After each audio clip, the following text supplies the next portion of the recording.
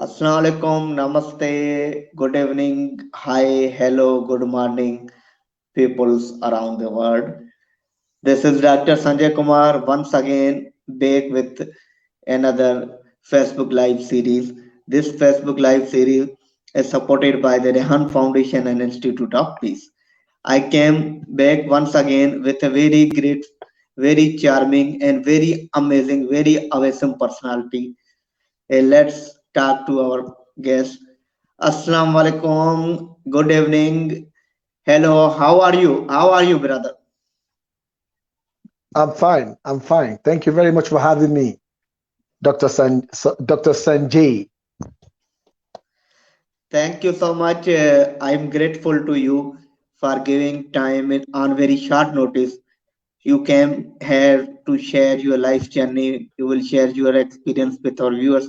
So I once again thank you. Viewers, we have a very You're wonderful welcome. personality. His name is MF. He is from the Nigeria. He is the consultant and a coach at the Success Academy. Let's move to MF to know more about him. So I have a request to you, MF. Please introduce yourself to our viewers. Over to you. Okay, Dr. Sanjay. All right. Thank you very much for having me once again. I appreciate that. My name is Muyiwa Fasakin. I'm from Nigeria, Africa. That's my name. So people call me MF just to make it easy for you. So MF Muyiwa, then Fashaki F, MF. So call me that, then you're good. Okay. So I used to be a university lecturer.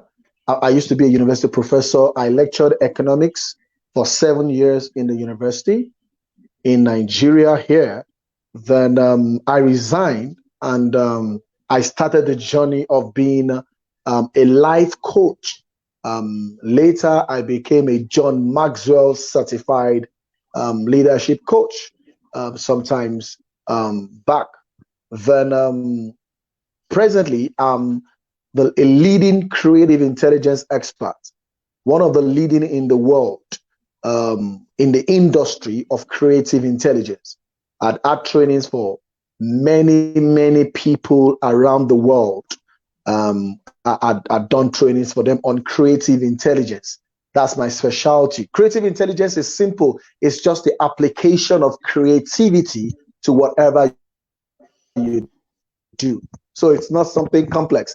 It's the combination of creativity and intelligence. So it means creativity, you're creative and you're willing to engage and apply creativity to your work, to your task, to your occupation, to your vocation, whatever you do, you're willing to engage and apply creativity. So that's the skill we bring to the table.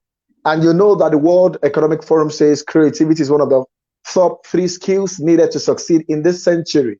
So it's important you engage creativity. So all I do here in Nigeria, reaching out to the whole world, is on creativity and innovation.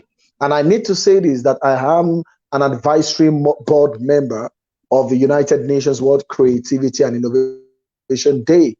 I used to be the only African member, but this year I brought in a professor from South Africa and another person from Morocco to join me. So we are three in Africa now that are board members of United Nations World Creativity and Innovation Day. So I do all that. I do so many things, but related to creativity and innovation. I'm the founder of School of Creativity Nigeria. I'm the founder of World Change Summit with over 1,300 members across the whole world. I'm the founder and the chief creative officer of Center for Applied Creativity Africa. That I'm the lead consultant of Sure Success Consultancy. I've written about 13 books already, and I have about 6 to 7 more getting set to be published very soon. So that's a little about me. I'm married and I have 2 kids. Okay,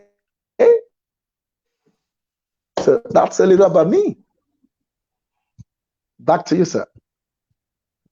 Thank you so much. Uh, Good to know you. You Yeah. are the doing work on creativity. You have opened school on creativity in Nigeria. Thank you so Yeah. much for sharing your intro and your expertise to our viewers.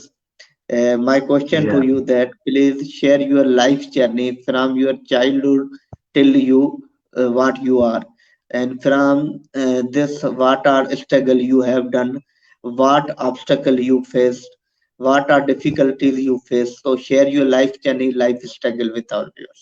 Over to you. Wow, that my life journey is a very interesting one.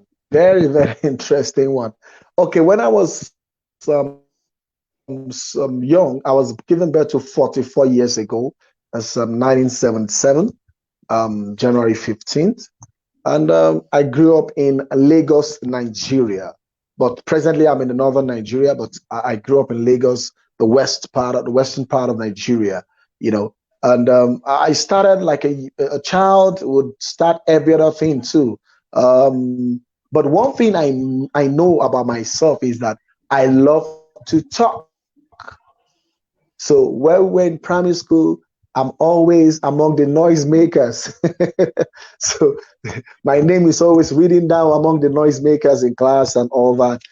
So I knew that I love to talk, but I didn't really know how to channel it rightly and actively. But I just love to talk and talk and talk. So I grew up like that, and I went to secondary school. I still love to talk and all that. But along the line, I discovered that it was a gift, especially when I was nominated as one of the fellowship. I'm a Christian. Sorry, I had to say that. I was nominated as one of the heads in the fellowship, in the Christian fellowship, in the students. So it gave me opportunity to speak. So I started speaking, and I started getting great and massive feedback at that secondary school level, just in the college. I started getting a lot of feedback from my speaking. So I was excited. And another person that really incited me to do positive is a guy called Fela Drotoye in Nigeria. He was like a mentor to me then, and he speaks. It was purely a motivational speaker then. So I just wanted to motivate too. I wanted to speak all around. So I did that. My secondary school, I did that, and getting to the university, I continued. I love to impact. I love to influence life. I love to transform lives. So I got to speak. And the best way to reach out is by talking. So I had the gift of speaking already. So I kept talking and all that. So when it was time and I did my first degree, it was important. I moved to the second degree. So I did my second degree and first degree in economics. So I thought the best thing for somebody like me to do that love to talk is to be a professor, to lecture. So I started lecturing. I taught before that time, but and I went into full-time lecturing, both professional lecturing and academic lecturing. So I did the two together simultaneously, and I did well. They said I did well as a lecturer, but it got to a time that I was no more getting comfortable and the satisfaction I got from lecturing. So I felt I needed something more than just lecturing in the four walls of the university. So I had to resign. I had a leading, of course, by God. So I had to just resign, and I resigned, and had to move from where I was in the western part of Nigeria to the northern part of Nigeria, which is tougher, it's difficult because we have the terrorists there, we have the Boko Haram popular terrorists in that northern zone. But I had to go there because I felt that I needed to reach out to everyone, both Muslims, Christians, Hindus, Buddhists. I believe that God has put so much in me to offer to the whole world. So being a Christian did not stop me from moving to the north, where we had more Islamic communities in there. But I didn't mind. I just wanted to reach out to the world, to be a blessing, to impact, to influence, to change life, to move them forward and all that. So that was what I did. So I resigned and I moved into to with my family to the north, and we started doing the work of impact, the work of influence, the work of transformation. And I've done that for a while. And we use creativity and innovation as a tool to achieve our objective, in transforming lives. So, but tough times, yes, I had tough time because financially it was difficult because in the north we didn't have people make so much money, and what I was doing was training and empowerment, and I didn't get so much people to pay for what I was doing. So it was tough at a point in time, tough to hit. It was not that we were not hitting, but it was not like when I was earning a salary. But this one, it was difficult as an entrepreneur. It was difficult for me to live the kind of life I wanted to live because the money was not coming, the funds were not coming, lives were being changed, lives were being transformed. Both Christians, Muslim, everybody had testimonies. And I remember this boy. There's a boy called, I've forgotten his name. Mustafa. His name, yes, is a strong Islamic young boy. His name is Mustafa. Mustafa.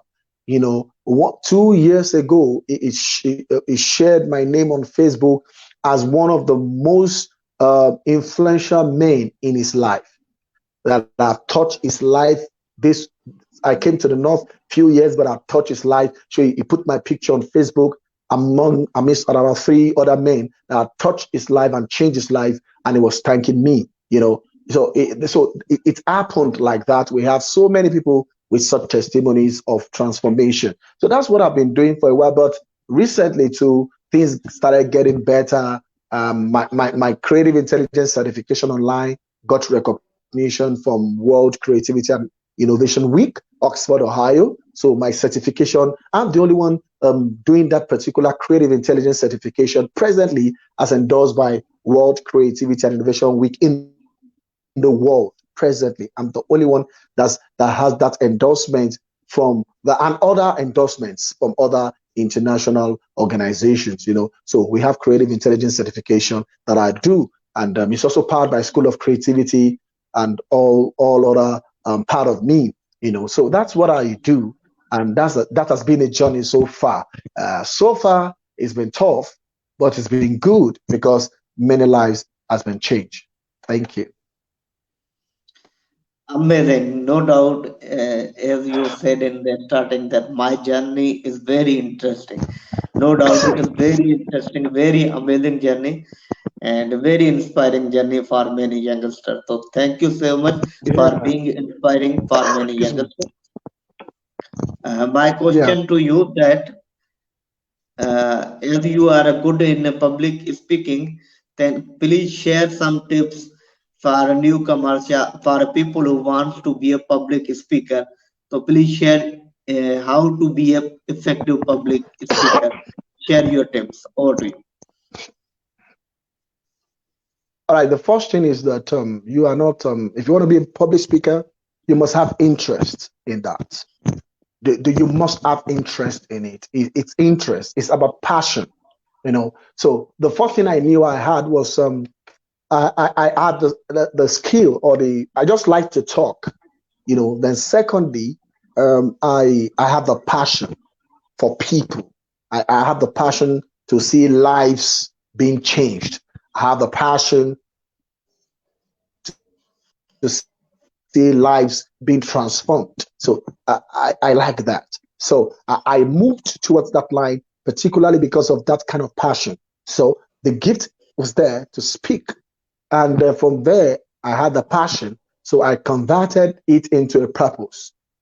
So passion, then I move into, getting my purpose. Because if you don't have a purpose and you just have a passion, you'll just mess things up. You're gonna mess things up. So it's better that you have first the passion and the purpose before you start thinking of, okay, you want to be a public speaker. And what is the reason behind you wanting to be a public speaker? Is it just for self gratification, self glory? No, no, no, no, no. You must have a strong purpose. You want to reach out to the world and change lives and transform lives. That should be your central desire. That should be the core of your desire. Not just that you just want to show yourself to the world that you can talk. No, no, no, no, no. You must be able to channel your speaking into transformation, into growth, into impact, into influence. That's what really you should do. So if you're going to go into public speaking, you have the passion, what is your purpose? Then do you have that? Do you enjoy talking? Because you can't do public speaking if you do not enjoy the talk. I'm not saying you must be an extrovert necessarily, but you just need to love to talk. So if you love to talk, public speaking becomes easy when you understand your passion and you understand your purpose. Then you can take it together. Then another thing is that you don't get to be a public speaker and think to get you will get to the big stage in one day. It doesn't work like that. It doesn't work like that. You're going to start from small in your class, in your community, in your church or your mosque, wherever you belong to. You start gradually. Then you move to a bigger stage. That is how it goes. So you're not going to start, it's not magical. You don't just wake up one day and start speaking to the whole world. You've got to start amidst your people in your society, impact, transforming, influencing them in your street, on your street. You have to do that in your community. You've got to do that. Then you move from that level, you evolve to the bigger stage. So when you get to the bigger stage, it becomes, it's not just about going big. You need to start, small. Then you move from that level to the next level. So that's it. So if you want to be a public speaker, you just to take it step by step. The passion, the interest, the skill of talking. You could learn it. I train people on public speaking. There's a physically challenged guy. I will start training with this Saturday. He's blind, but he wants to be a motivational speaker. So I'm going to be training him. He's going to be a public speaker. So you should be trained too. And if anybody's interested here, I could do a visual for the sake of Dr. Sanjay. I could do something in a very least expensive way for them to become a public speaker, certified public speaker. Thank you. Amazing. You shared wonderful tips on how to be an effective public speaker. You shared that first you have an interest. Second, you said that you have a passion to be a public speaker. Thirdly, you shared that you want why you want to be a public speaker. Only for self gratification? Yes, self image. No, you want to be a public speaker to influence the life of others, to transfer the life of others. Yeah. So thank you so much for sharing such a wonderful tips to our viewers. My question to you that how we end the corruption in the world? How we end the corruption in the world? Or do you? Wow. Wow, that's a big question. Well, corruption is everywhere, and I must say it's everywhere.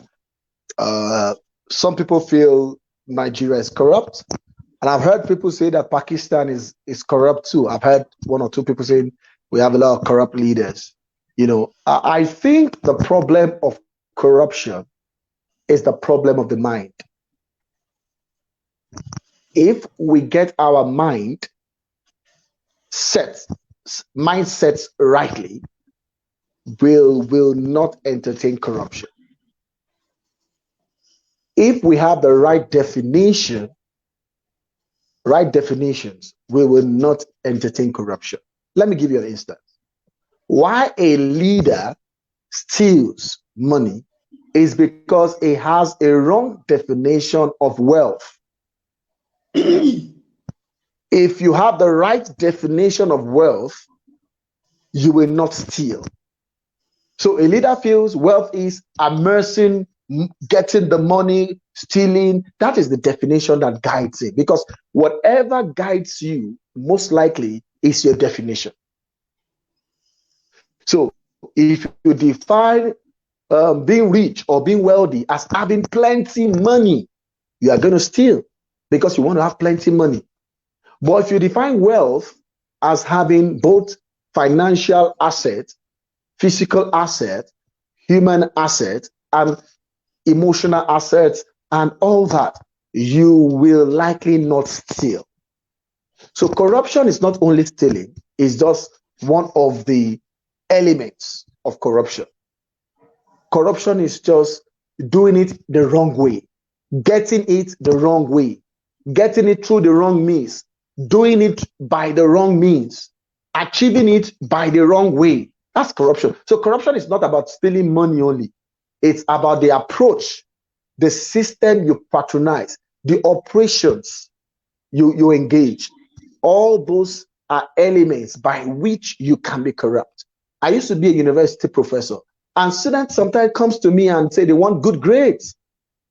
And if I give them good grade, they want to give me a compensation. That's corruption. So corruption is everywhere. It's not only the leaders. As a university professor or teacher, you as a secondary school teacher, you can be corrupt. You can be corrupted. You can be corrupted in public sector. You can be corrupted in the private sector. You can practice corruption at home. Corruption is a mind problem. So when you have the problem with your mind and you don't have a sound mind, you don't have. I taught a course recently, 3 days ago. I had a course somewhere in Nigeria. You know the title of the course? It's called Mindset Management. You've got to know how to manage your mindset. Corruption is a mindset problem. You will not take other people's things if you have the right mindset. You will not steal the government money if you have the right mindset. You will not take another person's wife or another person's husband if you have the right mindset. So the problem we have really is the mindset problem. So that's why I taught the course how to manage your mindset. So if you manage your mindset, maybe some other time you could bring me on. I teach a little on mindset management. It's a new topic. It's a new topic, and I had an approach. I had a model I developed towards that called the flight model. Of mindset management. So if we manage our mindset rightly, corruption will be eliminated by default. Corruption will disappear. But as long as our mind is still getting the wrong signals from the wrong definitions of money, of riches, of wealth, of affluence, then your mind is consistently polluted and you will consistently do corruption. It will be a way of life. So that's it. So if you have the right mindset, the problem of corruption will be eliminated. That's my stake there. Thank you. Amazing. You described very well how we end the corruption. You said that we have a wrong definition of wealth. Corruption is everywhere, not to the leaders, but every part, every single place, or every single step, every single department of the world. Corruption is everywhere. Yeah. You said we have right mindset. By right mindset, we can end the corruption, disappear the corruption. Amazing, Yeah. amazing. Thank you so much. Yeah. Yeah. My question Thank you. to you that please describe in not a detail, in a very short way, that how we bring peace in the world. How we bring peace in the world. Do you understand?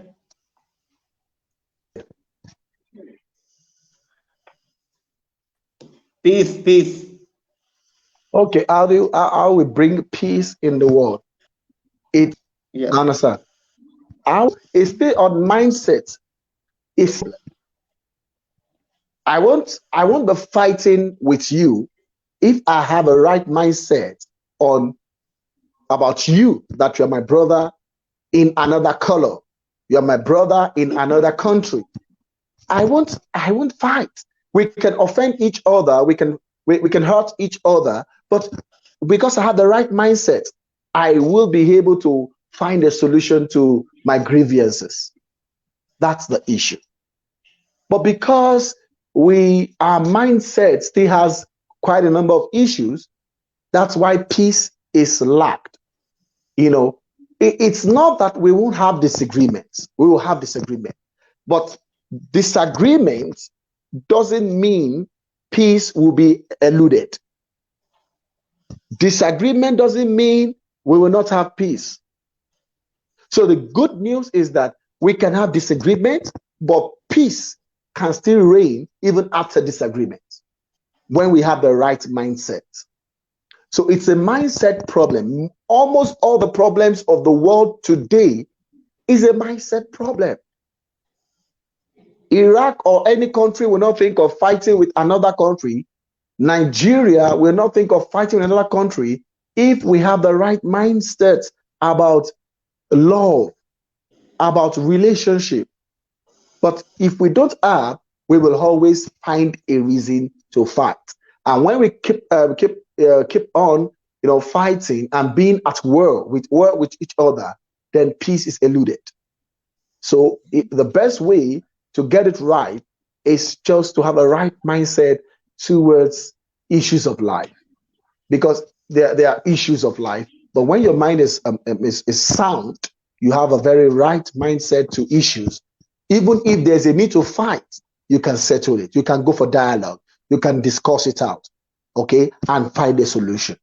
So I might have a reason, Dr. Sanjay, not to be happy with you, but that doesn't bring us to fight, because my mindset is that maybe Dr. Sanjay is not thinking it's going to affect me like this. Maybe that's how I'm going to think.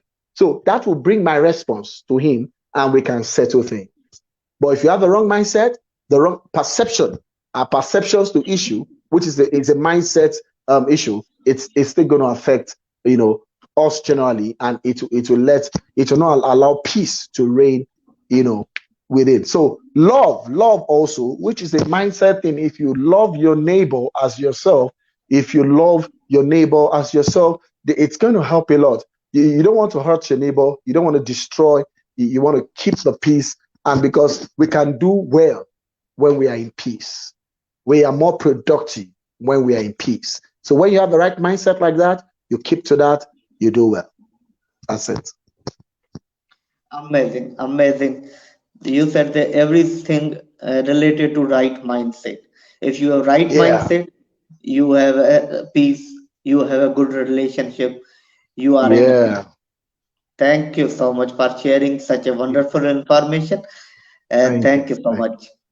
Thank you. Once again, I am thank you, MF, that you gave time to us and share wonderful ideas regarding corruption, Thank you. regarding peace, regarding your life journey. So I'm Thank you. honored, I'm privileged to having you on Thank my you. show. Thank you so much. I have Thank you. one last request. Please give a wonderful message to our viewers. Then we end the show. Over to you. All right. Thank you very much, our viewers, those who are watching us at this moment. Thank you for creating time, because there's no time except the one you created. So thank you for creating time. And I hope I've been able to help something, or to bring out something in your mind that can bring you back to the right state that leads you to the journey into productivity and relevance. Thank you for having me. Thank you so much once again, viewers. Today Yeah. we have MF. In next live show, we came with another great personality. We'll learn new things. Till then, stay happy, be happy, and leave others to remain happy. Bye bye, Thank everyone. you. Allah Hafiz. Thank you. Thank you. Thank you, sir.